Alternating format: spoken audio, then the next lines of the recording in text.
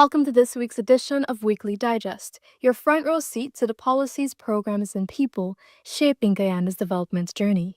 Each week, we go beyond the headlines to follow ministers of government as they implement the administration's agenda, one step, one story, and one community at a time. Empowerment is on the horizon for 24 budding small contractors from Kokwani Region 10. They have been recently awarded contracts to construct concrete roads within the community. The small contractor said it will change their lives and the community. While underscoring the impact of initiatives of this nature, the Public Works Minister Bishop Juan Edgel urged the contractors to employ persons from within the community. Everybody's entitled to work, and this program is designed to create employment. We will do other things, and people will have to get a chance. Over in the tourism sector, a new eco-lodge in Warapoka is expected to provide visitors with a more nature-based experience. Warapoka is the only community in the Moruga subregion that has explored opportunities in tourism as a means of fostering sustainable livelihood. During the recently concluded National Two Shelves Council conference, a request was made for assistance in constructing the eco-lodge, and it did not fall on deaf ears.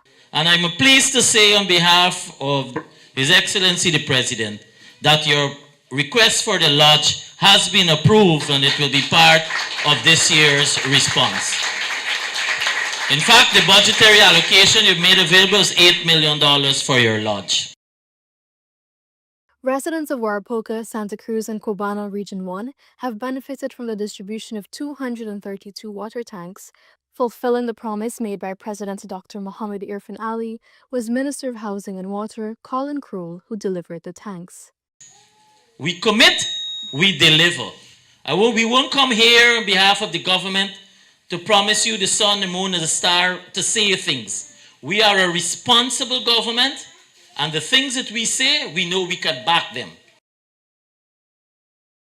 Tragedy struck in July 2022 at the St. George's High School in Georgetown. A fire, electrical in origin, decimated the school. Hundreds of students had to relocate, but out of that chaotic situation birthed a grand idea of building a school dedicated to the sciences. The St. George's School of Sciences has been commissioned by His Excellency Dr. Mohammed Irfan Ali. And of course, many teachers, parents, and students are proud to be among the first to experience digital learning at its best. We have some of our brightest children right here at St. George's. And that's not by accident. The dream is that wherever we are teaching secondary education, in any of the 40, hear that number, 40 secondary schools we are currently building in one Irfan Ali presidency, one term.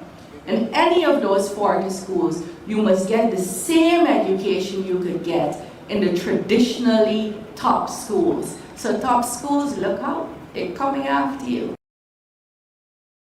Over 300 caregivers and early childhood practitioners from around the country were gathered in one place to brainstorm ideas.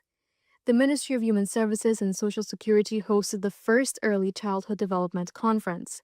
Minister Vindya Prasad explained the purpose of the gathering. Bringing you together in an environment where you can share your ideas, develop solutions to challenges and limitations you may face every day, chart a course where a policy that will soon be launched, the Integrated Early Childhood Development Policy, and also its complementary guidelines and work plans and activities.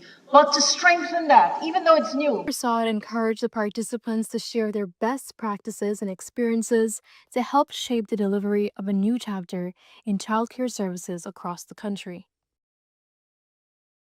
24 Indigenous youths from Regions 1, 9, and 10 graduated from the Ministry of Amerindian Affairs Community Service Officers CSO's Garment Construction Training Program. The graduation ceremony was held at the Amerindian village Sophia on Friday. Minister of Amerindian Affairs Pauline Sukai said a 3-week skills training program is critical in Guyana's expanding economy. Garment construction is still a useful talent, a useful skill in every remote community. It is also useful for those who are desirous of making a profession out of it. So, this is like the basic foundational teaching that you've received in terms of garment construction. And that's how the week unfolded. One step at a time, one community at a time, but many stories are being written. That's it for this edition. We'll see you next week with more stories from the heart of government.